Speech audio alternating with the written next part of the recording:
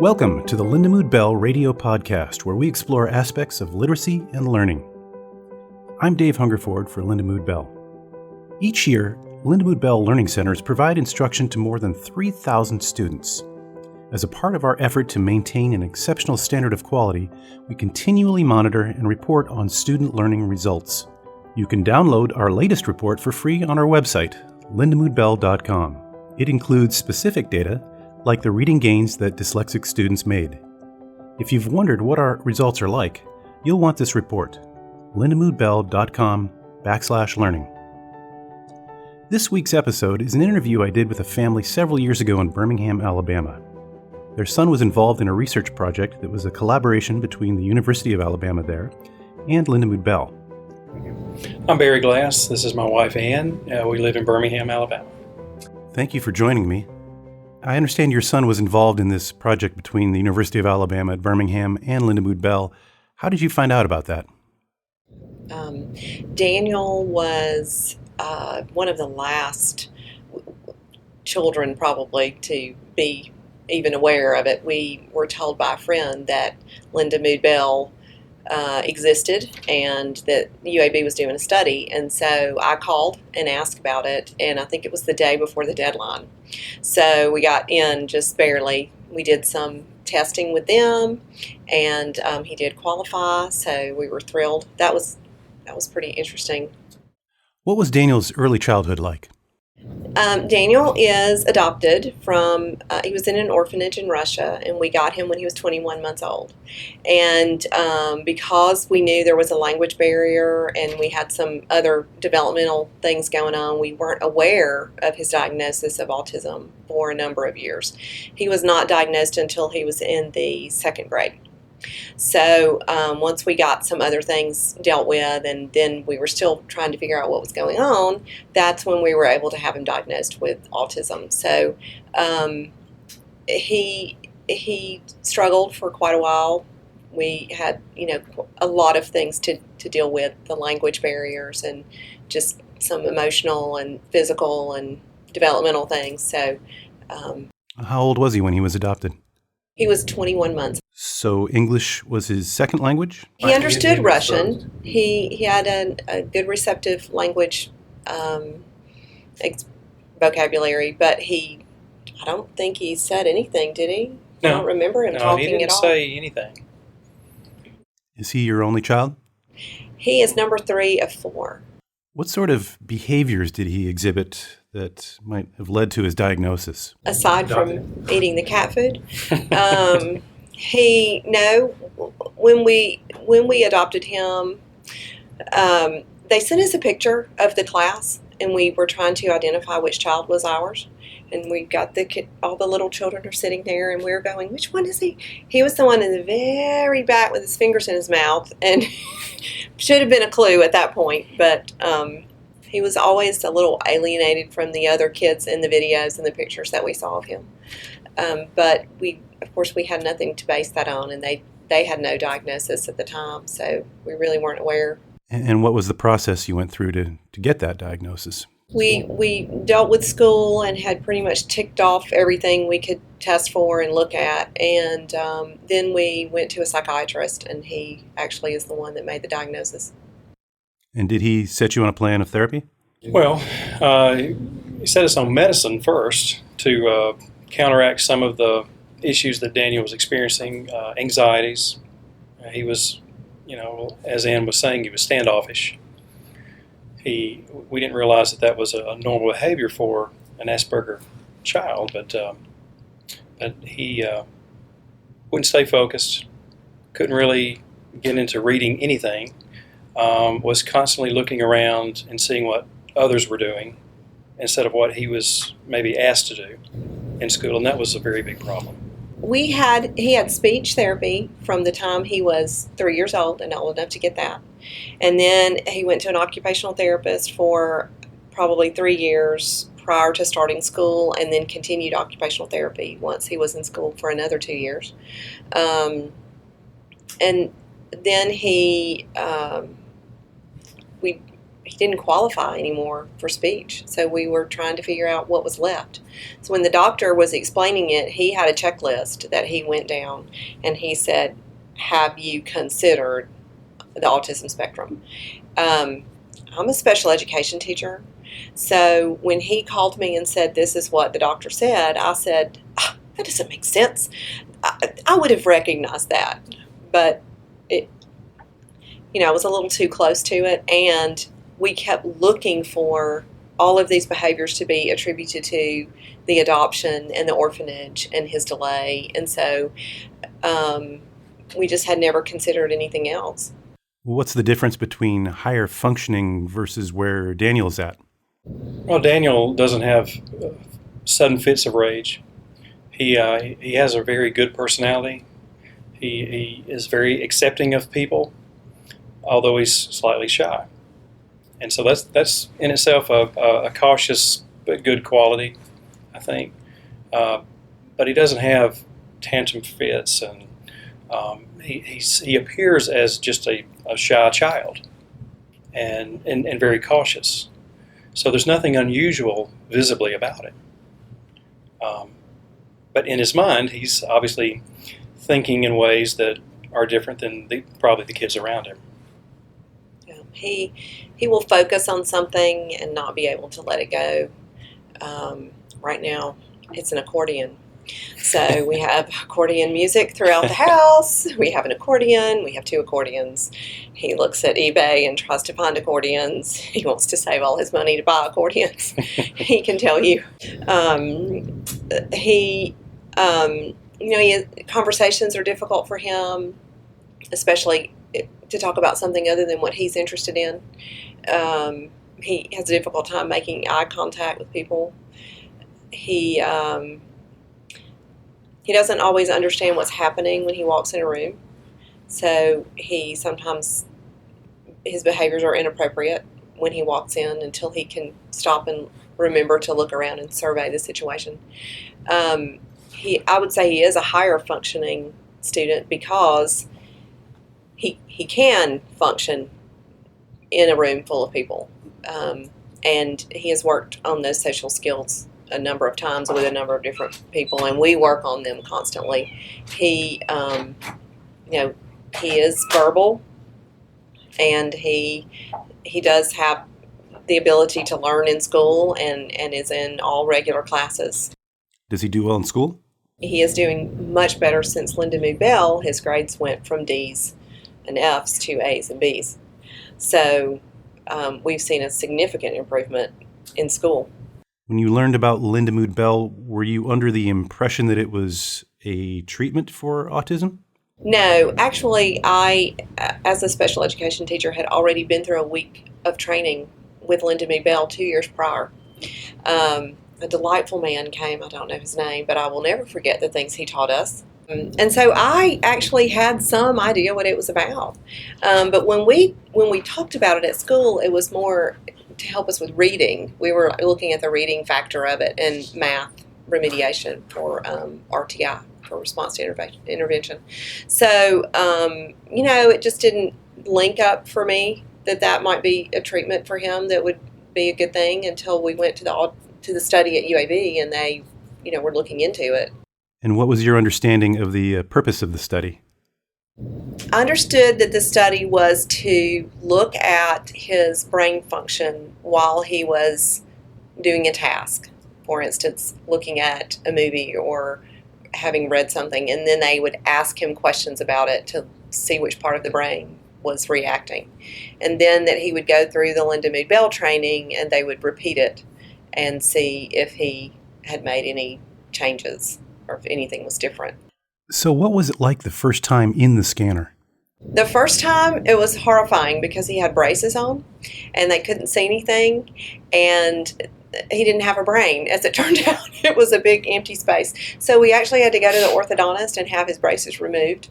She was wonderful, and she worked with us and understood the study enough that she said, I'm happy to help you. So she took his braces off. He went in the magnet with them on? He did. Mm-hmm. Oh, he's lucky that he has teeth in his I know. Well, we called them and told them that he had braces, and they said, "Well, bring him anyway. We think, we don't think it'll be a problem because of what the braces are made out of." So they put him in there, but it just left a big open white space where his head was. They knew that he had braces. Mm-hmm. We had to go have his braces removed before we could go back and do it again. How did he get along with the staff? I don't know the lady's name that worked there, but we fell in love with her. She was amazing with him, and she immediately established a rapport, and he looked forward to going. He was motivated by the fact that they gave him money, but that was fine. It was a great motivation. So at the time, he was obsessed with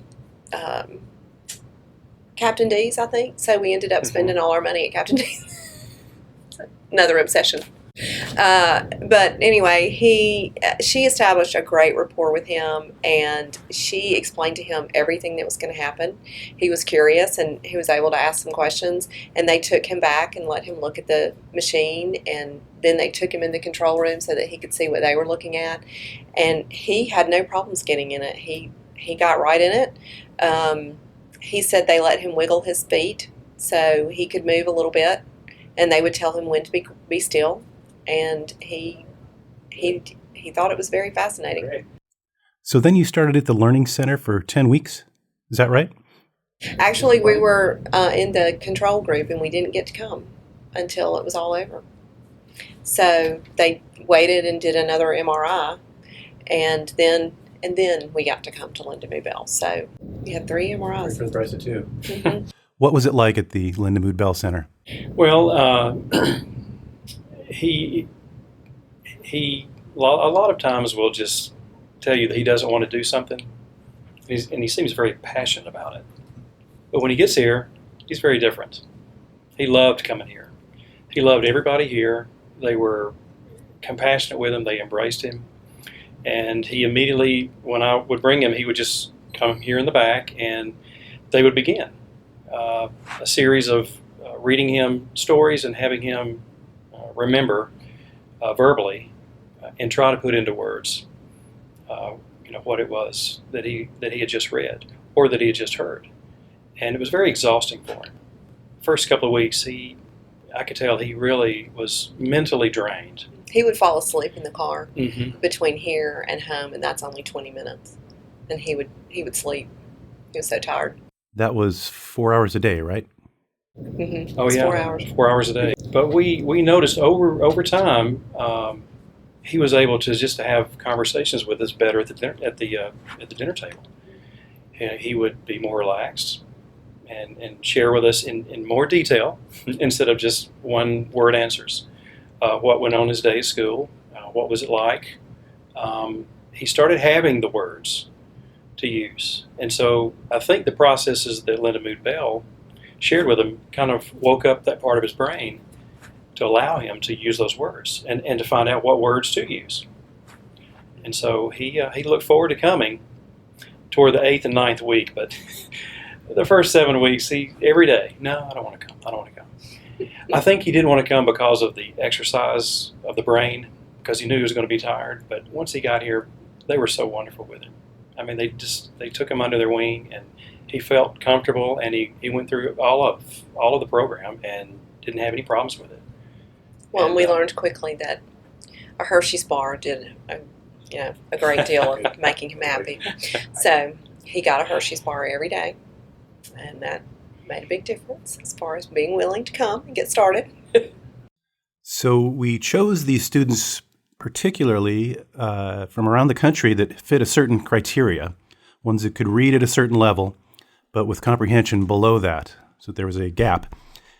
You mentioned you saw some change at home with his conversation. Did that change also apply to his schoolwork? Oh yeah, yeah. He did. He had a fear of doing schoolwork, especially the English, especially anything that had to do with reading something. Now he's insistent. I need to go home. I've got to do my homework, and he tackles it, which is amazing. He does. He's willing to do it now. The way I would describe it to people before was that it was like there was a card catalog in his head, and he would spend time flipping through it trying to find the word he needed to say something. And you could see it almost, him trying to catalog something and get it figured out in his head so that he could find a way to tell you, which took a long time, and people don't always have that ability to wait, so they would jump in and answer questions for him. And as he progressed through those 10 weeks, he got to the point where that catalog was moving faster and faster, and he could find words. So he was able to actually come out with things and have a much shorter wait time, and they were the right word, instead of trying to explain something and not be able to find the word. He could then locate the word he wanted to use and be able to use it in conversation or in a sentence. As far as schoolwork went, he went from I believe his Lexile in elementary school was 1100, which is a decent Lexile, but his comprehension was on a second grade level. So then when we had it tested again in, I think he was in the 7th grade, it was, the Lexile had not changed a lot. It was maybe 1280. But his comprehension had come up 3 grade levels.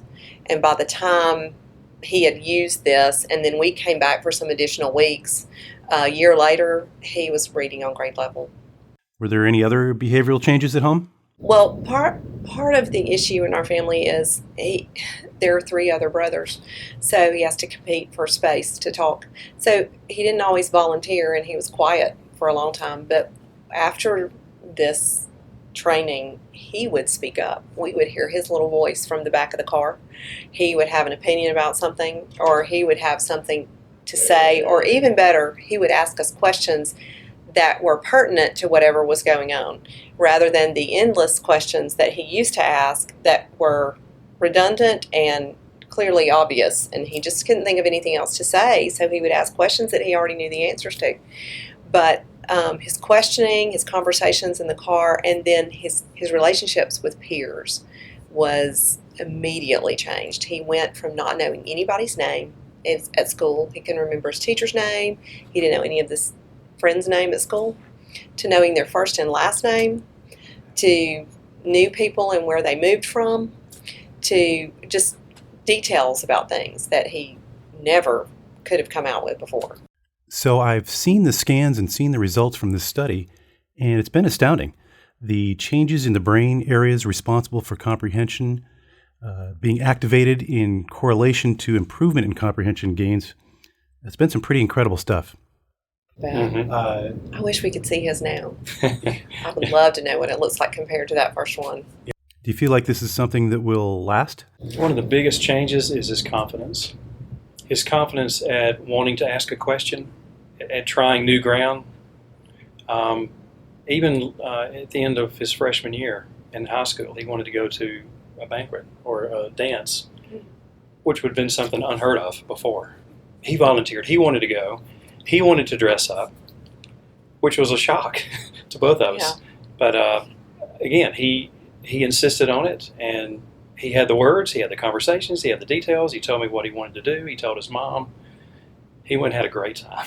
He even danced. Danced, which is something that that's crazy. He would never tell you that he did that. So we're looking at a good future. We are. Yes. We are. And he is too. I think for the immediate time, he says he has no idea what he wants to do. But the good thing about that is that he's thinking that he can do things, and he's looking for things that he would be successful at, and he's actually considering them. Whereas before, he couldn't think past where he was, and he would tell you, I'm not good at that. That's too hard. I can't do it. Now we hear, that's hard, but I did it. I'm proud of myself. He'll tell you, I'm proud of myself. I want to thank the Glass family for sharing their story. You can see them in a short documentary on the research project titled Improving Comprehension for Students with Autism on the Lindamood-Bell YouTube page. And I want to thank you for listening to the Lindamood-Bell radio podcast. Find more episodes and subscribe wherever you get your podcasts. You can follow Lindamood-Bell on Twitter, Instagram, and Facebook. We are Lindamood-Bell.